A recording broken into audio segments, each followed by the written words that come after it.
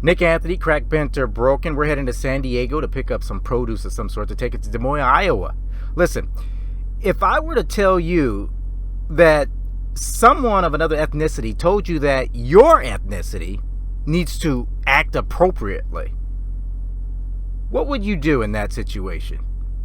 Would you, quote unquote, act appropriately or fly off the handle and ready to take someone's head off their shoulders? It started. Even more than what we've seen in the past 4 years from MAGA. Where do you hear this? It's coming up. San Diego to Des Moines. Like, comment, and subscribe. Let's get going.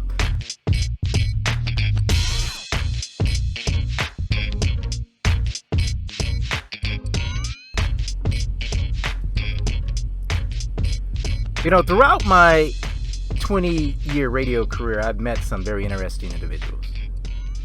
Most I still communicate with on as a friendly level, or social media outlets, or even text messaging, right? Most are friendly conversations, catching up, industry news and movies, you know, where they are now, you know, things like that. But at times you come across folks that hadn't evolved past old mindsets and views. For example, immigration. Here's a topic that will be freaking discussed and fought forever, because there is no party, I don't care where you lie, whether you're Republican or Democrat, independent, or whatever you want to be, there is no party that wants immigration to end, illegal or otherwise. And here's why. It's money. It's money involved. There's money involved in illegal immigration. That's it. You know how much illegal immigration brings in? In 2022, $96 billion. That's how much illegal immigration put into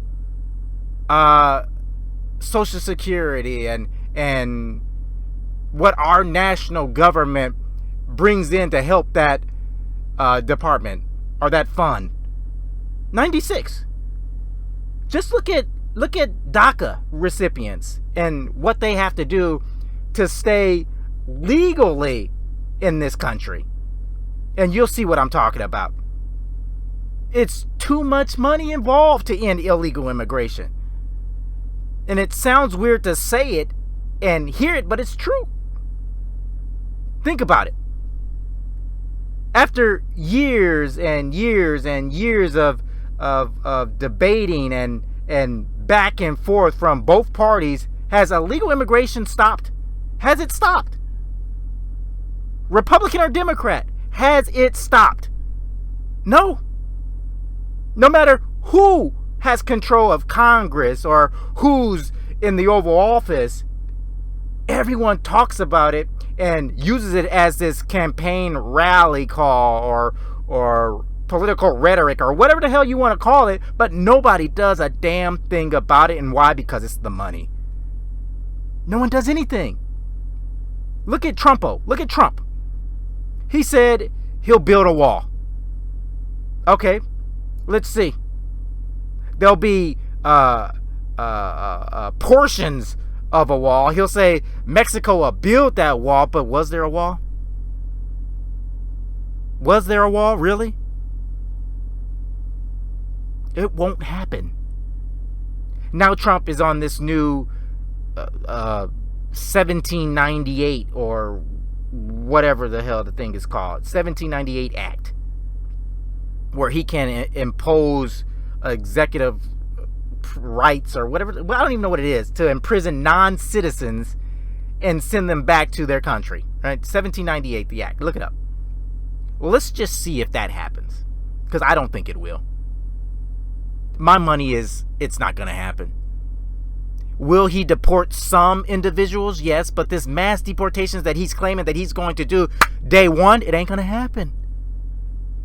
It's not going to. Why? Because of the money. $96 million or $1 billion, whatever it is. I don't even know what it is. that illegal immigration or immigrants bring in with that ITN number. Look it up. But you know what? I keep saying look it up. Nobody does facts anymore. Nobody looks up data and facts anymore. It's all because, forget it. Forget it.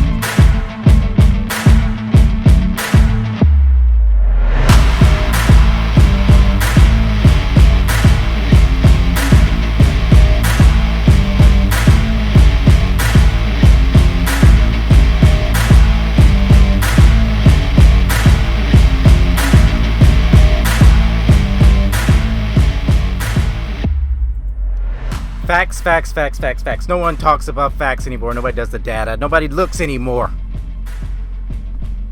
I don't understand it because the data's right there. All you have to do is look at it. And it goes all the way back to Trump and MAGA. When the facts are clearly presented, nobody looks at it. It's Nick Anthony, Crack Bent or Broken. Don't forget to like, subscribe, and comment.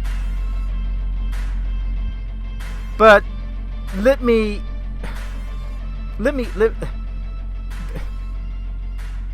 on the heels of immigration, and that's a whole nother story, is reparations.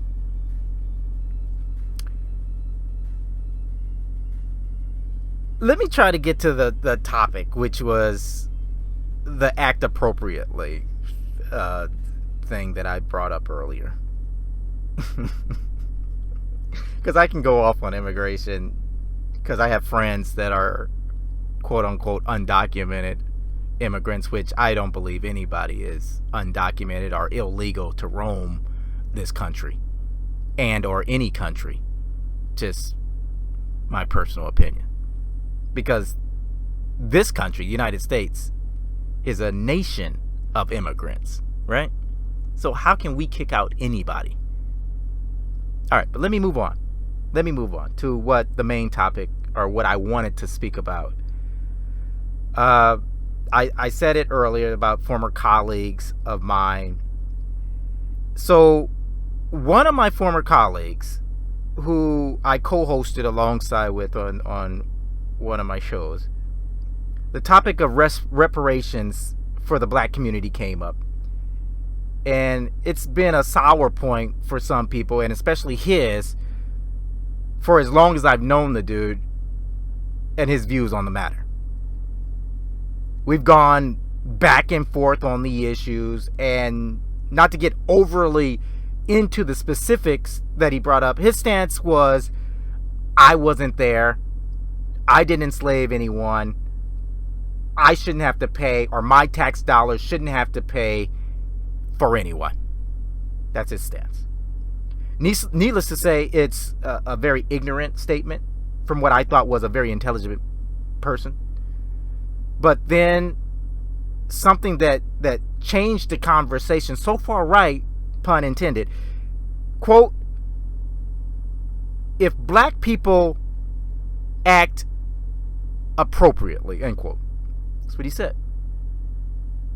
If black people acted appropriately. Well, I immediately put the brakes on this conversation, right? I didn't let that go. He wanted to keep going, firing off his anti-reparations. I said stop. Appropriately? Like, Yes, sir, massa, sir. What do you mean, appropriately? And what is the appropriate way to act? He began to try to backtrack and refute the statement, almost like he didn't mean for it to come out, but it did. I ended the conversation. I wished him well at his meetings and ended the call. Now, how would you have handled the situation? And going forward, what would you have done? I mean, would you have cut this person off? Would you still communicate with them after a while, a week or two of non-speaking? What would you do in that situation? Act appropriately. Talking about your ethnicity. I would have never thought of him going so low or even thinking this way. I mean, I've known this guy for years.